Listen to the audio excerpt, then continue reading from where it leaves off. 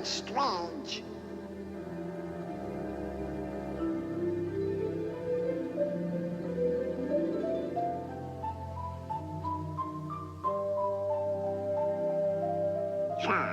That's an odd-looking creature.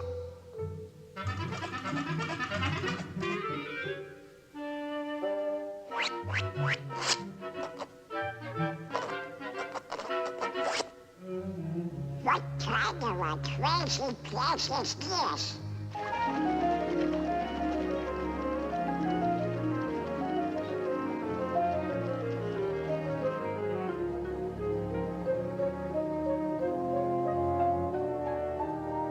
Well, what are you? Squirrels?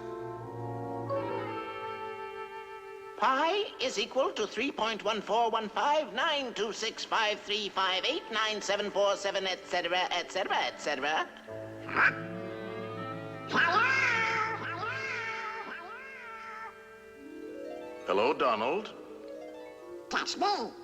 Where am I? Mathmagic Land. Mathmagic Land? Never heard of it. It's the land of great adventure. Well, who are you? I'm a spirit, the true spirit of adventure. That's for me. What's next? A journey through the wonderland of mathematics. Mathematics? That's for eggheads. Eggheads? Now hold on, Donald. You like music, don't you? Yeah? Well, without eggheads, there would be no music. Come on. Let's go to ancient Greece, to the time of Pythagoras, the master egghead of them all. Pythagoras? The father of mathematics and music. Mathematics and music? Ah, you'll find mathematics in the darndest places. Watch. First, we'll need a string. Stretch it good and tight, plunk it. Now divide in half. Plunk again. You see? It's the same tone, one octave higher. Now divide the next section. And the next. Pythagoras discovered the octave had a ratio of 2 to 1. With simple fractions, he got this.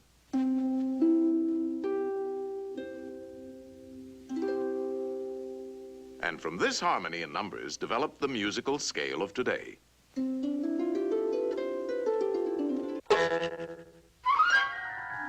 By golly, you do find mathematics in the darndest places. You can imagine how excited Pythagoras was when he shared his findings with his pals, a fraternity of eggheads, known as the Pythagoreans. They used to meet in secret to discuss their mathematical discoveries. Only members were allowed to attend. They had a secret emblem, the pentagram. Let's see what the topic is for today.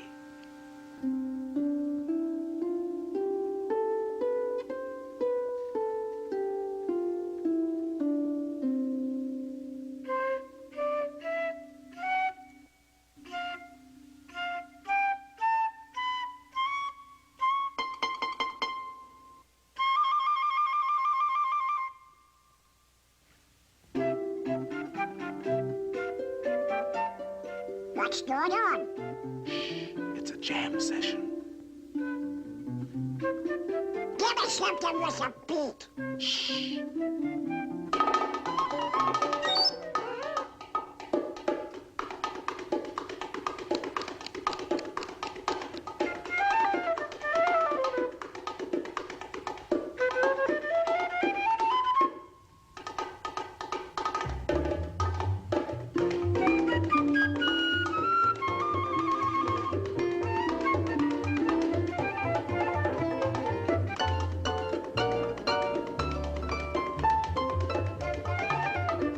So from these eggheads, the Pythagoreans, with their mathematical formula, came the basis of our music of today.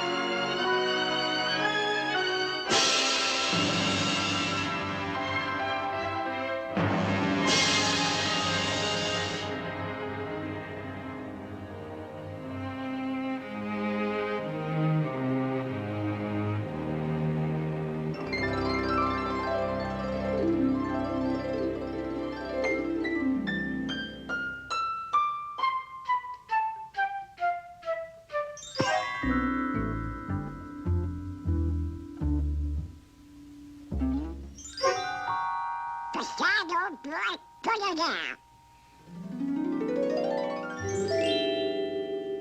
Well, I'll be a postgraduate kid. It was our old friend Pythagoras who discovered that the pentagram was full of mathemagic. The two shorter lines combined exactly equal the third. And this line shows the magic proportions of the famous golden section. The second and third lines exactly equal the fourth. Once again, we have the golden section. But this is only the beginning. Hidden within the pentagram is a secret for creating a golden rectangle, which the Greeks admired for its beautiful proportions and magic qualities. The star contains the golden rectangle many times over.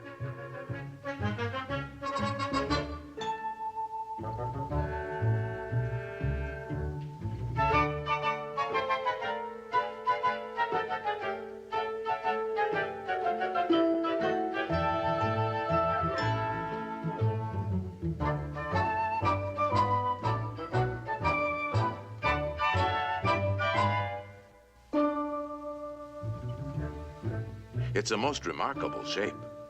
It can mathematically reproduce itself indefinitely.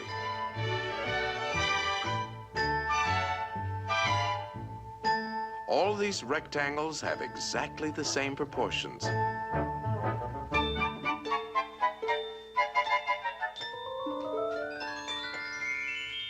This figure also contains a magic spiral that repeats the proportions of the golden section into infinity.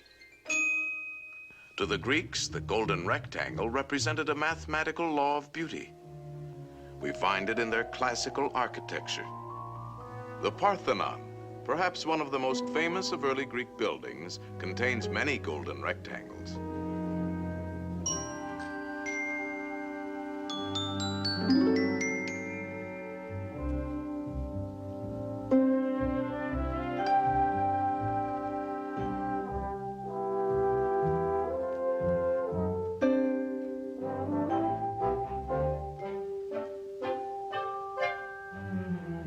These same golden proportions are also found in their sculpture.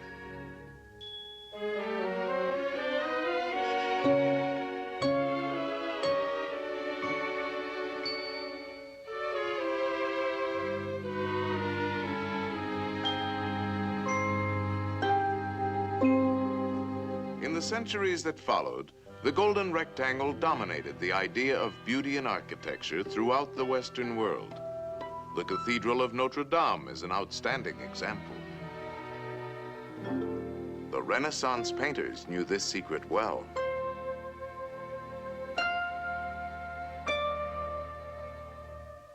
Today, the golden rectangle is very much a part of our modern world.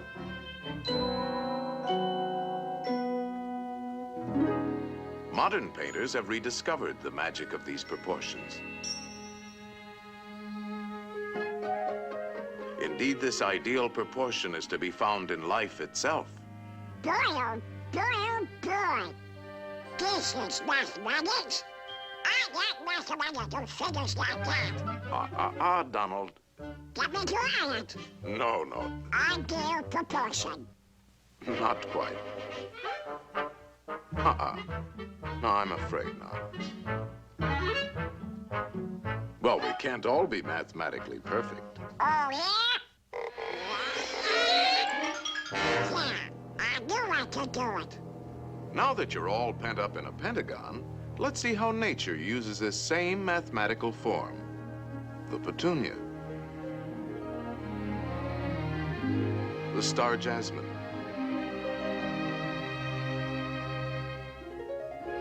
the starfish,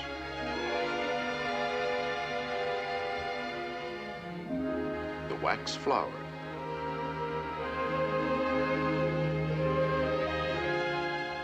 there are literally thousands of members in good standing in nature's Pythagorean Society of the Star.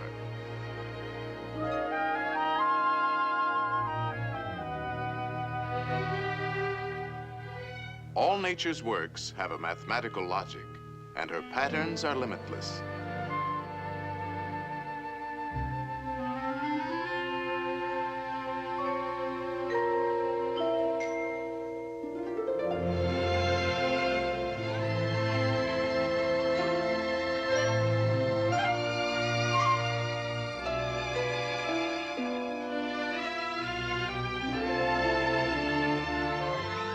The magic proportions of the golden section are often found in the spirals of nature's designs.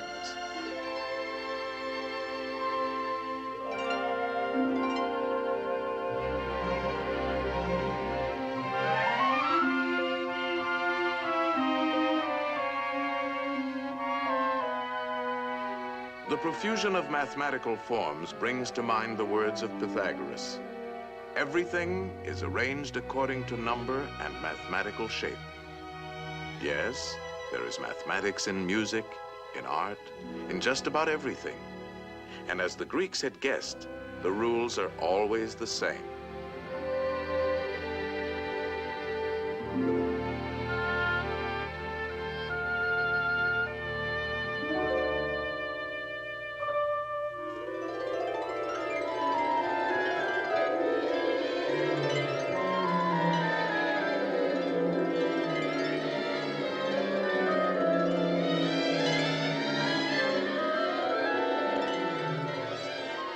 Well, Donald, did you enjoy your geometrical journey? Gee, Mr. Spirit, there's a lot more to mathematics than 2 times 2. That's right, Donald. And you can find mathematics in games, too. Games? Oh, boy. Let's begin with a game that's played on squares. Checkers? No, chess. Chess? A mathematical contest between two minds. It's a game that has been enjoyed for centuries by kings and commoners.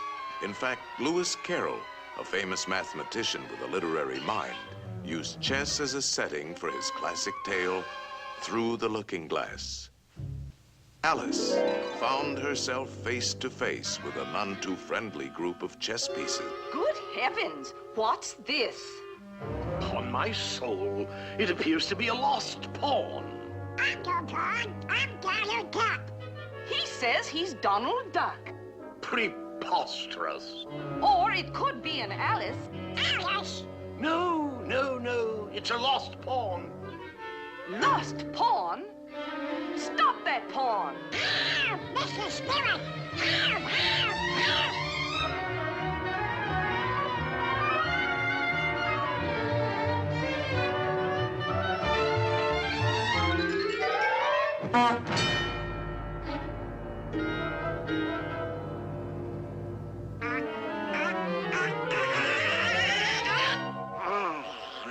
Phew, that was close. Now you can look at this game from a safer perspective.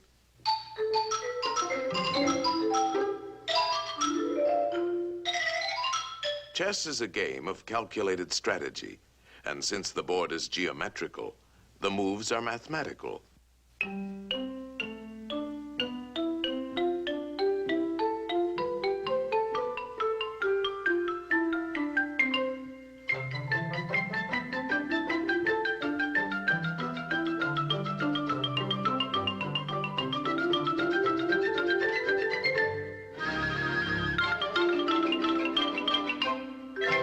Checkmate, and the game is over. That's very interesting. What's next? Practically all games are played on geometrical areas. The baseball field is a diamond. Oh, boy.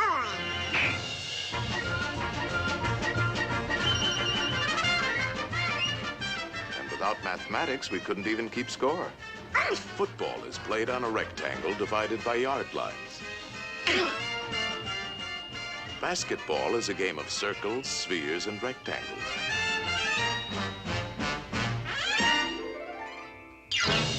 Even hopscotch has its multiple squares.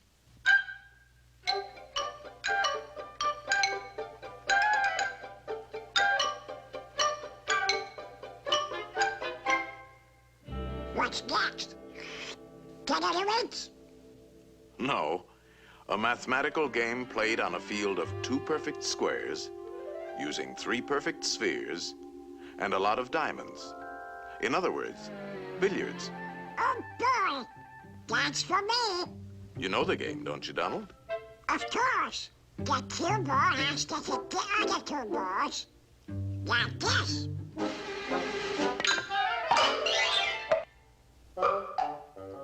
Now let's see how an expert at 3-cushion billiards uses his head. 3-cushion? Yes, the cue ball not only has to hit both the other balls, but it must contact at least 3 cushions before it hits the final ball.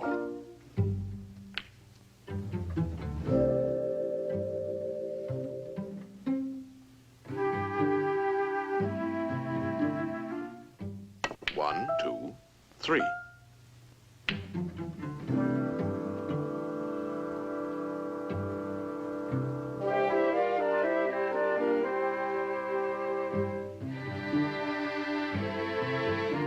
One, 2, 3.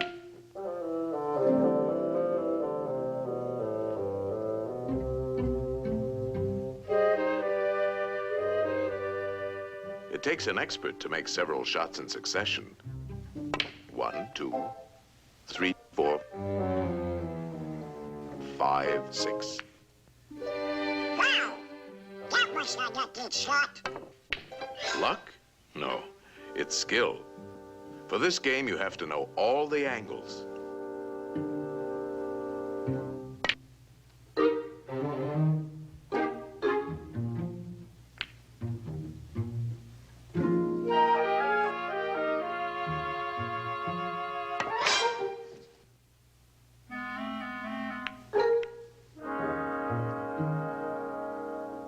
One, 2, 3, 4, 5, 6, 7.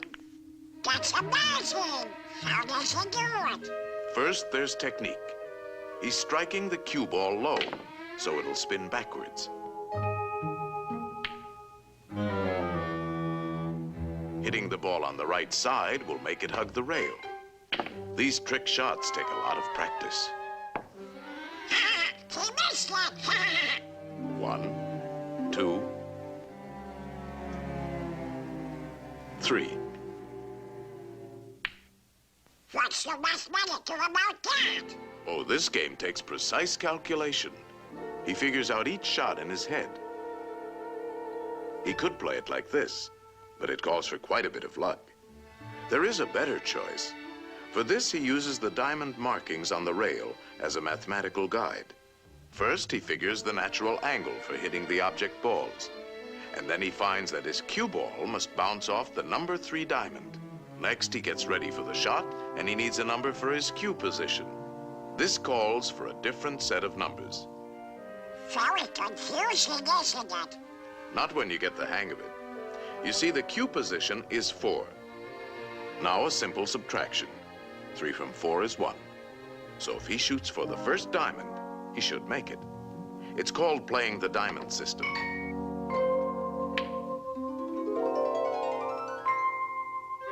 Natural angle, 2. Cue position, 1.5, 2, 2.5, 3, 3.5. 2 from 3.5 is 1.5. So, shoot halfway between the first and second diamonds. There's nothing to it. The big one. Let's see now. if I hit it here, it'll bounce there, and, no, here. If I hit it here, 4.5 minus 3, 3.5 plus 4 added to 2, then divided into 2, I guess I should shoot about here. No, no, Donald. There's no guesswork to mathematics. It's quite simple. Natural angle for the hit, 2. Q position, 3.5. How much is 3.5 minus 2? 1.5.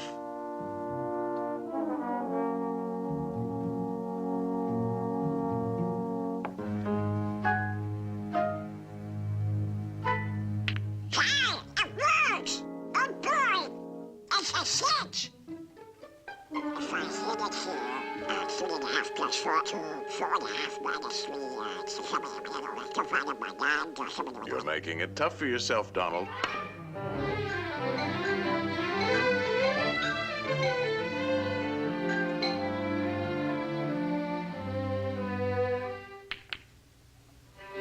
How do you like that for mathematics, Mr. Spirit? Wonderful, Donald. And now you're ready for the most exciting game of all. Oh boy! And the playing field for this game is in the mind. Uh-oh. Look at the condition of your mind.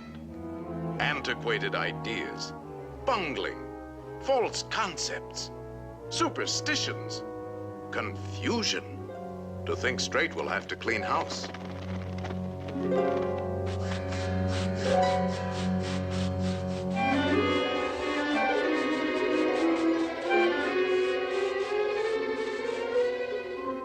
There, that's more like it. A nice clean sweep. This game is played with circles and triangles. Think of a perfect circle. A perfect circle. Perfect circle. Perfect. Ah, put a triangle inside and turn it. Now spin the circle. And what have you got? A ball. Yes, a sphere. The shape of things is first discovered in the mind. Slice off the top, and we have a magnifying glass. That's right. A lens is a section of a sphere. All optical instruments are created through mathematics. You see, there's a lot more to mathematics than just numbers and equations. Let's get back to our circle and triangle. Roll it, and we have a wheel.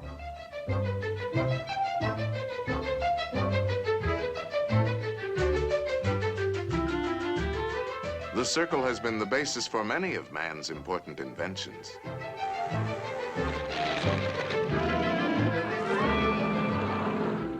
The mind can create the most amazing things. If we spin the triangle, we have a Cone. slice the cone. The cone is full of useful mathematical shapes. Slice it again. Slice it several times. The orbits of all planets and satellites can be found in the cone. No matter how you slice it, it's always mathematics. A slice like this gives us the reflector of a searchlight. A slice like this, the mirror of a giant telescope.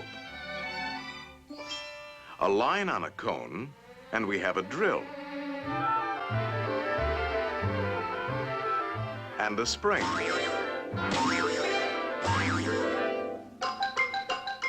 Now you're ticking.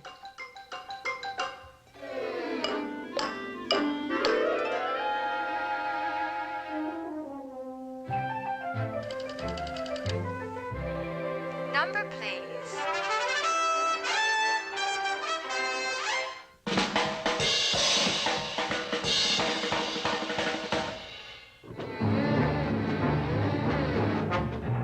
The mind is the birthplace for all of man's scientific achievements.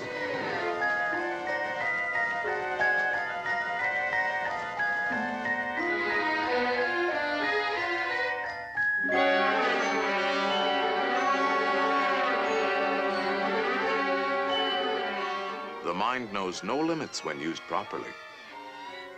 Think of a pentagram, Donald. Now put another inside, a third, and a fourth. No pencil is sharp enough to draw as fine as you can think, and no paper large enough to hold your imagination.